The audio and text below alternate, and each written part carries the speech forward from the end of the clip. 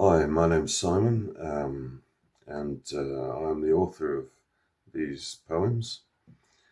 And I just wanted to talk to you a little bit about the poetry collection called Lond. So you may already know that I've been writing poetry for many years. I started out writing songs when I was a teenager, and when I was about 33, that turned into poetry for some reason. Um, so since the age of about 33 to let's say 41, 42, about 10 years, I wrote quite a lot of poetry. I wrote about 12 poetry collections, and my current project, although I haven't been writing poetry for the last 6 or 7 years, for some reason I stopped. Don't know why. I may start again, but I've sort of recently decided to try to record them on video and upload them to YouTube, so there's a sort of permanent record of them. They've never been published in print, although I do have a website with all the poetry on there and draft manuscripts of the poetry, which is Simon Eddy Art.gallery if you want to take a look. So what about Lund? Well, it's probably about the middle poetry collection of those that I've written. As usual, it's around about 30 poems, and they're all written about London. And I wrote them while I was living in London. So I was born and brought up in Portsmouth, and I'm now back in Portsmouth. But I spent a year, 2, 3 years maybe, living in London. I was dating a Russian woman called Yulia. Some years after I was divorced, and she was, although she'd studied in England, which was where we met a few years previous, she was back on a working visa and looking for work. I was sort of starting up in business consultancy, so both of us were short of work, and we were sort of living on her savings. And in my spare time, I was visiting places in London and writing poems, because by that stage my poetry had definitely turned into a focus of writing about places, locations, and our connection to them as humans. And that really is what most of my poetry is about. So I suppose Yulia was my muse for this poetry collection. She was obviously my partner, but we were at that time very romantic, and I would definitely say she was my muse. Looking back at it now, 7 or so years later, I think this is some of my best poetry. There are some really nice passages in there that I really like myself. And what else can I say about it? There's lots of famous places in there in London, which you can normally see by the titles or from some of the words. And I make no apologies for blatantly and brutally using the titles of places such as Highgate and Mornington Crescent, Mornington, as the titles. I suppose I was inspired a little by John Betjeman because of the John Betjeman statue, which is mentioned in one of the poems, which is at is it St Pancras, I think, station. And I was also at that time deeply inspired by Ted Hughes and a little by Sylvia Plath as well, the power couple of poetry that they were.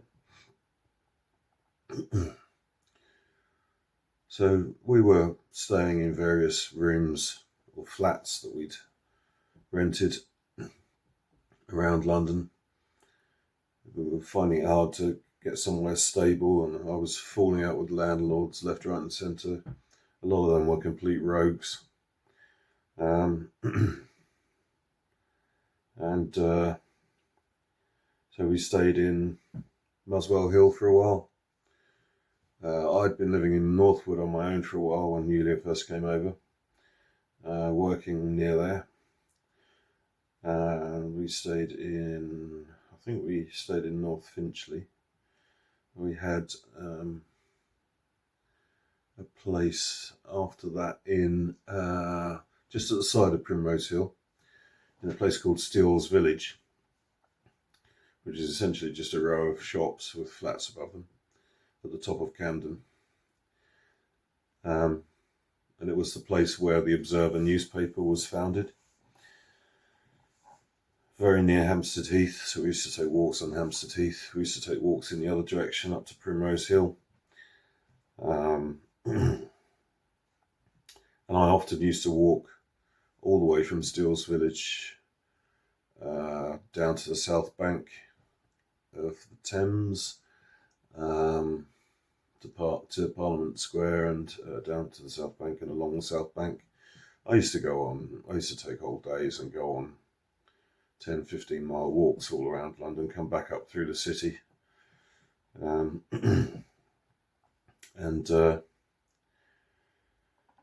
you can actually walk from Primrose Hill all the way down to Houses of Parliament just through Royal Parks. So, it was a really nice sort of walk, and did a lot of thinking, stopping off occasionally at different locations, writing a poem about it, sitting in cafes, living the life of the poet, in between looking for work. And my interest in Ted Hughes and Sylvia Plath was inspired partly by the location in which we were living. So Steele's Village, they lived in Primrose Hill, and Steele's Village is literally 5 minutes walk from there. And I often used to walk across the bridge over the railway into Primrose Hill. And that bridge is the bridge where Ted Hughes found the fox cub, which he took home under his coat, which he famously wrote about in one of his poems. And just around the corner from there, there's a house with a plaque on it. Ted Hughes and Sylvia Plath lived here. I used to walk past there.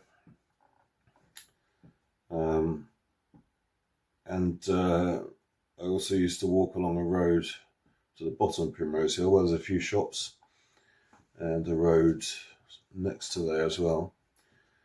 And one of those roads has the old house where Sylvia Plath lived after she broke up with Ted Hughes. And when you walk past, if you take a glance down through the basement window, there's the kitchen. And rather tragically, sadly, you can see the cooker in there, which I believe is, well, it may not be the same cooker, but it must be the location where Sylvia Plath ended her life by committing suicide. So you can see how those influences sort of really inspired me to excel as much as possible on the poetry writing. Ted Hughes is a wonderful poet, my favourite poet. Sylvia Plath, I don't know much of her work. She wrote The Bell Jar, which I think is a fictional novel, which was quite well received. But she wrote a lot of poetry, but the only poem I really remember and really loved was the one called Daddy, which I think if you get time to read it is fantastic. It's definitely a poem which should be orated. It's definitely one for being read out loud.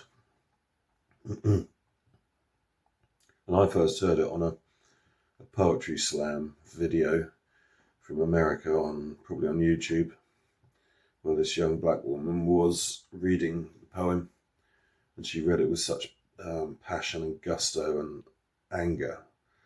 And I think whenever I've read out loud the poem since then, I've tried to do the same thing, put some anger into it, because it is really an angry poem and it should be read that way, definitely.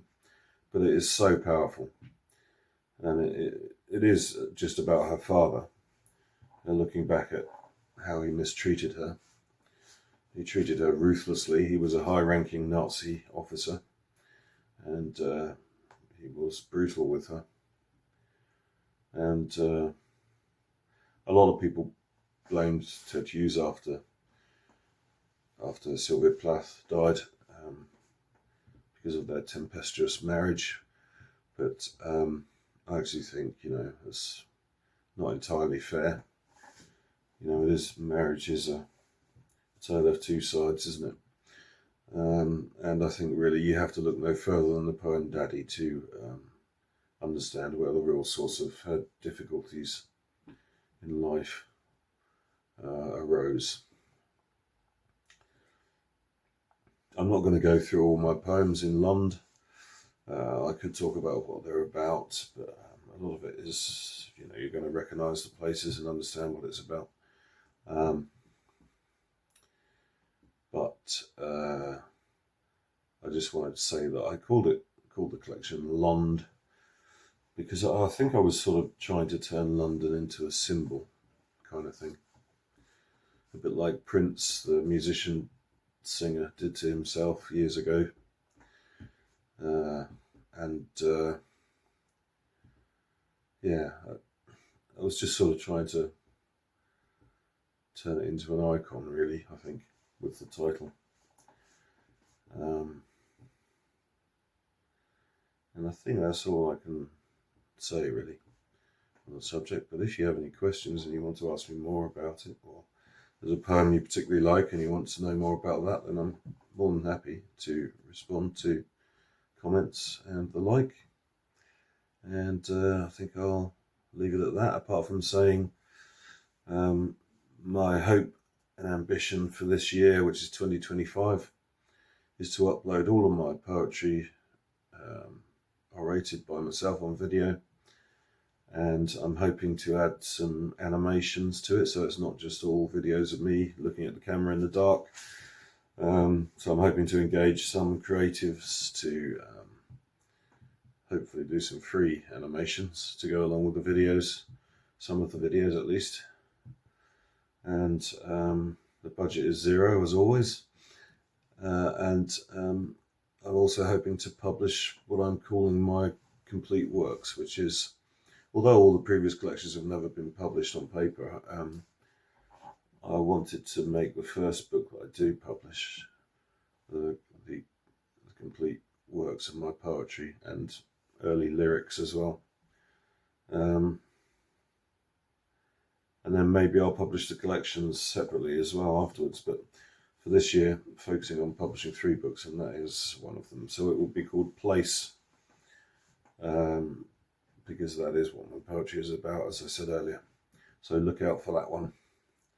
And it'll be published by Harman Funter Press, which is the publishing imprint of my consultancy company, Harman Funter Group. So thanks very much for listening. I hope you enjoy it. There should be a playlist there to play all the poems in the order that I chose for the collection. And let me know what you think. Thank you.